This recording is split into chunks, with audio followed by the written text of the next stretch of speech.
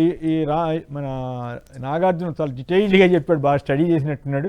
దాంట్లో వస్తున్న ఆరోపణలు కానీ వీటన్నిటి మీద తెలుగుదేశం మీడియా అంటే స్పందించదు, వార్తే రాయట్లేదు అనుకుంటా. బట్ తెలుగుదేశం అధికారికంగా వాళ్ళ మీద ఈ ఆరోపణ వచ్చినప్పుడు స్పందించాలి కదా. ఇప్పుడు కొమ్మినేని గారు, రోహిత్ పవార్ గారు చాలా ఆరోపణలు చేశారు, పలు ఆరోపణలు చేశారు. ఆ ఆరోపణల్లో అన్ని నిజమా అన్ని అబద్ధమా అనేది చెప్పాలి. సరే పలానాది నిజం, పలానాది కరెక్ట్ కాదు అని చెప్పాలి. ఎక్కడా స్పందన లేదు. యాక్చువల్లీ చంద్రబాబు నాయుడు గారి కుటుంబానికి సంబంధించిన కంపెనీ చాలా ప్రొయాక్టివ్ గా ఇంతవరకు వచ్చిన విమర్శల మీద స్పందించింది, నోటీసులు ఇచ్చింది, అన్ని చేసింది. కానీ రోహిత్ పవార్ అనే వ్యక్తి ఏదో సోషల్ మీడియాలో పోస్ట్ పెట్టలేదు. ఆయన ఏకంగా మన ప్రెస్ మీట్ పెట్టింది కూడా ఎక్కడ, శరద్ పవార్ గారి ఇంట్లోనే పెట్టారు. ఇంటి ఆవరణలోనే ప్రెస్ మీట్ పెట్టి ఒక ఎమ్మెల్యే మా బాబాయ్ ఇలా చనిపోయారు, అనుమానాలు ఉన్నాయని ప్రెస్ మీట్ పెడితే 42 గంటలు గడిచినా సరే ఎవరి నుండి స్పందన లేదు. చివరికి రామ్మోహన్ నాయుడు గారు అయినా స్పందించాలి కదా, అది కాదు ఇది అని లేదు. చంద్రబాబు నాయుడు గారి కుటుంబం మీద ఆరోపణలు చేశారు. ఈ విఎస్ఆర్ కి వీళ్ళకు సంబంధాలునే 100 కోట్ల లావాదేవీలు ఉన్నాయని చెప్పారు. అది నిజమా కాదో చెప్పాలి కదా, చెప్పడం లేదు. అనుమానాలు ఉన్నాయి, పెట్రోల్ క్యాన్లు పెట్టారు అని చెప్తుంటే లేదు అని కూడా ఇప్పటి వరకు కూడా రామ్మోహన్ నాయుడు గారు కూడా ఖండించలేదు. పైగా ఒక సిమిలారిటీ కనిపిస్తోంది. చంద్రబాబు నాయుడు గారు ఏదైనా ఒకరిని టార్గెట్ చేయాలంటే ఫస్ట్ ఒక లైన్ ఫిక్స్ చేస్తారు, ఇదిగో పలానాది జరిగిందని చెప్పి ఆ తర్వాత దర్యాప్తుకు ఆదేశిస్తూ ఉంటారు.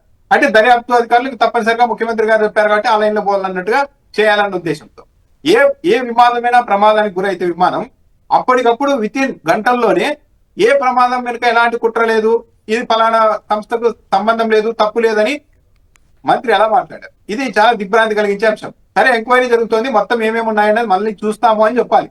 బ్లాక్ బాక్స్ మొత్తం నాశనం అయిపోయింది అంటున్నారు. 1100 డిగ్రీల వద్ద కూడా సేఫ్ గా ఉండే ఆ సిస్టమే లేకుండా పోయిందని చెప్తున్నారు. ఇవన్నీ అనుమానాలు ఇస్తున్నాయి కదా. 15 కోట్ల రూపాయల విలువైన విమానానికి 200 కోట్లకు పైగా ఇన్సూరెన్స్ ఎలా జరిగింది, ఇది చెప్పాలి కదా. మొత్తం చంద్రబాబు నాయుడు గారి కుటుంబ సభ్యులంతా దీంట్లోనే తిరుగుతున్నారు, ఈ విమాన సంస్థకు సంబంధించిన విమానాల్లోనే చెప్తున్నారు. దానికి స్పందించాలి కదా. డబ్బులు ఎందుకు ఇచ్చారు, రుణాలు ఎందుకు ఇచ్చారు అన్న దాని మీద సమాధానం చెప్పాలి కదా. ఇవన్నీ చెప్పకుండా కేవలం సైలెంట్ గా ఉన్నారంటే మొత్తం అంగీకరిస్తూ ఉన్నారా, లేకపోతే ఇంకో 2-3 సార్లు రోహిత్ పవార్ ప్రెస్ మీట్ పెట్టుకొని కామ్ అయిపోతారు, మనం ఇక్కడ నుండి రియాక్ట్ అయితే రెండు చేతులతో చప్పట్లు కొట్టినట్టు అవుతుంది, అదే మనం కామ్ గా ఉంటే అది మహారాష్ట్రకి ఇష్యూ అయిపోతుంది అనుకుంటున్నారా? కేంద్రం స్పందించాలి కదా. ఇంత పెద్ద ఇన్సిడెంట్ జరిగితే, ఇంత పెద్ద ఆరోపణలు చేస్తుంటే వాళ్ళన్నా మాట్లాడాలి కదా, రియాక్ట్ అవ్వాలి కదా. మోడీ గారి ఆఫీసా లేకపోతే ఇంకొకరి ఆఫీసా అనేది. ఇప్పుడు రామ్మోహన్ నాయుడు గారు స్పందిస్తే వెంటనే ఈ చంద్రబాబు నాయుడు గారి కుటుంబానికి సంబంధించిన కంపెనీ మీద కూడా ఆరోపణలు చేశారు కదా అన్నప్పుడు ఏదో ఒకటి సమాధానం చెప్పాలి. పైగా ఇవన్నీ రిలవెంట్, మంత్రికి కూడా రిలవెంట్ గా ఉన్నాయి. దుబాయ్ లో ఒక విమానాన్ని పెట్టారు, చాలా లగ్జరీ విమానాన్ని పెట్టారు, అది కొనుగోలు చేసింది తెలుగుదేశం పార్టీలోనే ఒక కీలక నేత అని చెప్పారు ఆయన, రోహిత్ పవార్. మరి దీనికి రామ్మోహన్ నాయుడు గారు సమాధానం చెప్పాల్సి ఉంటుంది, ఎందుకంటే పౌర విమానయాన శాఖ మంత్రి. మహారాష్ట్రలో ఇంకా చాలా మంది సోషల్ మీడియాలో ఏంటంటే అసలు తెలుగుదేశం పార్టీకి కేంద్రంలో అవకాశం వచ్చిన ప్రతిసారి పౌర విమానయాన శాఖని ఎందుకు తీసుకుంటున్నారు అని కూడా ప్రశ్నిస్తూ ఉన్నారు.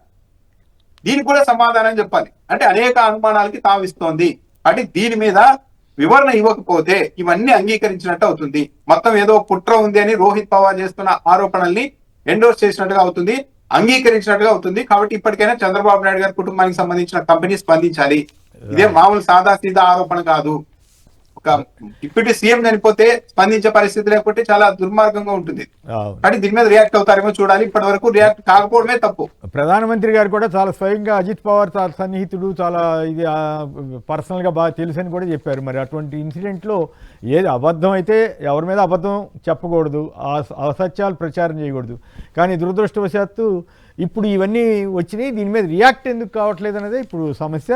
ఇక మరీ ఇంత నీచమా, తిరుమల పవిత్ర దెబ్బతీసే హక్కు వైసీపీ వాళ్ళకి ఎవరిచ్చారు అంటూ చంద్రబాబు గారు నిన్న శివుడు ఇవన్నీ మాట్లాడారు. నాగార్జున గారు ట్రైన్ తక్కువ ఉంటే సంక్షిప్తంగా మాట్లాడండి. ఏమిటి ఈ ప్రసంగాలు తీరు, ఇవన్నీ మీకేమనిపిస్తూ ఉంది? ఎందుకు చంద్రబాబు గారు ఇట్లా మాట్లాడుతున్నారు? ఓ పక్క దీని మీదేమో రియాక్ట్ అవ్వలేదు, కానీ ఈ ఫోటో మీద వాటి మీద శివుడు పాము ఇట్లాంటివి ఎందుకు మాట్లాడుతున్నట్టు? అది సీఎం స్థాయికి తగునా? నేను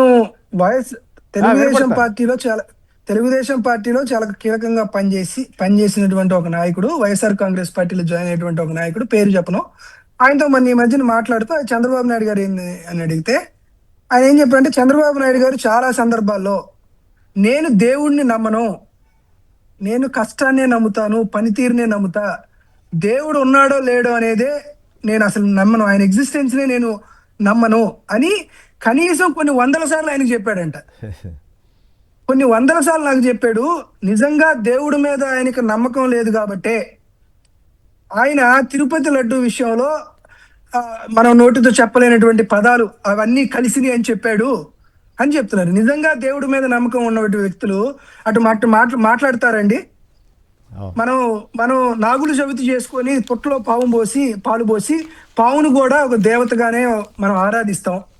అటువంటి అటువంటి వ్యవహారాలు, అటువంటి ఈ సంప్రదాయాలు మనకుంటే, మేము శివుడి మెడలో ఉన్నటువంటి పావును తీసి దండం పెట్టి పావును తీసి నేను ఆ పావును ఏం చేయాలో అది చేస్తాను అని అంటే ఆయన ఉద్దేశం ఏంటనేది మేము అడుగుతున్నాం. ఇప్పుడే కాదు, గతంలో మీకు గుర్తుందో లేదో, ఎక్కడైతే ఆయనకి నేను ప్రభుత్వాన్ని నడుపుతున్నా, ప్రభుత్వానికి మద్యం ద్వారా ఆదాయం రావట్లేదు, ఎందుకు రావట్లేదు అంటే అయ్యప్ప స్వాములు మాలేసుకుంటున్నారు కాబట్టి రావట్లేదని అయ్యప్ప స్వాములు కూడా చేసేటువంటి కార్యక్రమం చూస్తున్నాం. ఈ రోజు కూడా ఏం జరుగుతుందంటే చంద్రబాబు నాయుడు గారు పూర్తిగా అక్కడ డమ్మీ ముఖ్యమంత్రి అయిపోయాడు.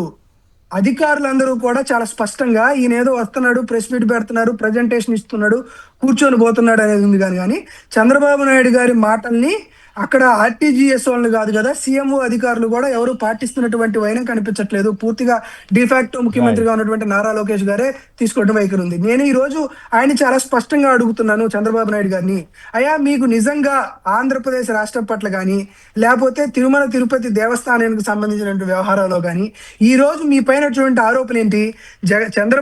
వైఎస్ రాజశేఖర రెడ్డి గారు ముఖ్యమంత్రిగా ఉండగా తిరుమలని 7 కొండల ప్రాశస్త్యం మొత్తం తిరుమలకే చెందాలని, తిరుమలతో పాటు మరొక 12 దేవాలయాల్లో అన్యమత ప్రచారం చేయకూడదని ఇచ్చినటువంటి జీవోలని 2009లో మీరు ఒక క్రిస్టియన్ మైనారిటీ సభకు వెళ్ళి ఆ 2 జీవోల్ని నేను అధికారంలోకి వచ్చాక రద్దు చేస్తానని మీరు హామీ ఇచ్చారు. దీని మీద సోషల్ మీడియాలో దాని మీద స్పందించాలి కదా అని అడుగుతున్నాను. రామ్నాథ్ గారు సంక్షిప్తంగా మీరు కూడా కామెంట్ చేయండి దయచేసి. కొమ్మినేని గారు, చంద్రబాబు నాయుడు గారు ముఖ్యమంత్రి హోదాలో చేస్తున్న ప్రకటనలు ఎప్పుడూ కూడా ఆ స్థాయి తగ్గట్టుగా లేవు. చంద్రబాబు నాయుడు గారు నిన్న ఏమంటున్నారు? సుప్రీంకోర్టుకు వెళ్ళి లేనిపోని వివాదాలు తెచ్చారంటున్నారు. అంటే సుప్రీంకోర్టుకు వెళ్ళడం కూడా తప్పు, నేను వేసిన కమిటీని ఏంటి ఇప్పటికి నాకు అనుకూలంగా నివేదిక వచ్చేది అంతా జరిగిపోయిందని బాధపడుతున్నట్టుగా ఉన్నారు. చంద్రబాబు నాయుడు గారు గతంలో మోడీ గారి గురించి అలాగే మాట్లాడారు. ఇంకొకటి, రాజకీయాల్లోకి దేవుణ్ణి తెస్తున్నారు వైసీపీ వాళ్ళు అన్నారు కదా, నిజంగా ఆ ఉద్దేశం వైసీపీ వాళ్ళు చేయగలిగేంత సామర్థ్యం ఉండి ఉంటే నిన్న చంద్రబాబు నాయుడు గారు ఇచ్చిన స్టేట్మెంట్ జగన్మోహన్ రెడ్డి పొరపాటును ఇచ్చి ఉండి శివుడి మెడలోని పాముని నేను లాగి పక్క కేసు ఏదో చేస్తానని ఉంటే ఇది ఇంకో 20 ఏళ్ళు ప్రచారం చేసి ఉండేవారు. ఈ పాటికి తిరుపతిలో భానుప్రకాష్ రెడ్డి గారు మీడియా సమావేశం పెట్టి వైసీపీ గుర్తింపు రద్దు చేయాలని ఉండేవారు. ఇంకో వారం రోజులు డిబేట్లు నడిచి ఉండేవి. తెలుగుదేశం పార్టీ అనుకూలమైన స్వామీజీలు మొత్తం రంగంలోనికి దిగి ఇంకా ఈ పార్టీని ఎలా కొనసాగిస్తున్నారు, హిందువులకంతా అది లేదా ఇది లేదా అని ఉండేవారు. కానీ వైసీపీ వాళ్ళు ఆ పని చేయలేకపోయారు. కానీ వైసీపీ వాళ్ళే దేవుడిని రాజకీయాల్లోకి తెస్తున్నారని చంద్రబాబు నాయుడు గారు మాట్లాడే పరిస్థితికి వచ్చేశారు. అంటే సో మొత్తం మీద ఏంటంటే చంద్రబాబు నాయుడు గారు చేస్తూ ఉన్నది ఇదొక కేస్ స్టడీ. అవసరం లేని పరిపాలన వదిలేసి అనవసరమైన అంశాల చుట్టూనే రాజకీయం తిప్పే ప్రయత్నాలు చంద్రబాబు నాయుడు గారు చేస్తూ ఉన్నారు. ఇది దురదృష్టకరం. కొమ్మినేని గారు అంటే ముఖ్యమంత్రి స్థాయికి అయితే తగినది కాదు కదా, మరి కావాలని చేస్తున్నారా లేకపోతే ఎట్లా చేస్తున్నారో తెలియదు కానీ, బట్ అదైతే పద్ధతి అయితే కాదని మాత్రం చెప్పాలి కదా రామ్నాథ్ గారు. ఇప్పుడు ప్రధాని నరేంద్ర మోడీ గారిని ఉద్దేశించి అప్పట్లో మాట్లాడిన మాటలు, నాకు లోకేష్ ఉన్నాడు, నాకు దేవాంశ్ ఉన్నారు, నేను భువనేశ్వరికి భర్తగా ఉండడానికి గర్విస్తున్నాను, నువ్వు దేన్ని చూసి గర్విస్తున్నావు, నువ్వు భార్యను చూసుకోలేని వ్యక్తి దేశాన్ని ఏం చూసుకుంటావు అని మాట్లాడారు. అవన్నీ ముఖ్యమంత్రి హోదాలో పర్సనల్ అటాక్ చేసేది, ఇలాంటివన్నీ వివాదాస్పద వ్యాఖ్యలు చేసేది చంద్రబాబు నాయుడు గారు. నేనేమంటున్నారు? సెల్ ఫోన్లు సరిగా వాడండి తమ్ముడు, సెల్ ఫోన్ లో లేని ఫోన్ చూస్తూ ఉన్నారు, దానివల్ల వివాదాలు వస్తున్నాయి అంటున్నారు. వెంటనే నెటిజన్లు అంటే ఏంటి? అవును సార్, సెల్ ఫోన్ మీరు సరిగా వాడి ఉంటుంటే హైదరాబాద్ లో 10 ఏళ్ల పాటు మనం ఉమ్మడి రాజధానిలోనే ఉండే వాళ్ళం, మీరు సెల్ ఫోన్ సరిగా వాడలేసారని చెప్పి మళ్ళీ ఇలా కౌంటర్.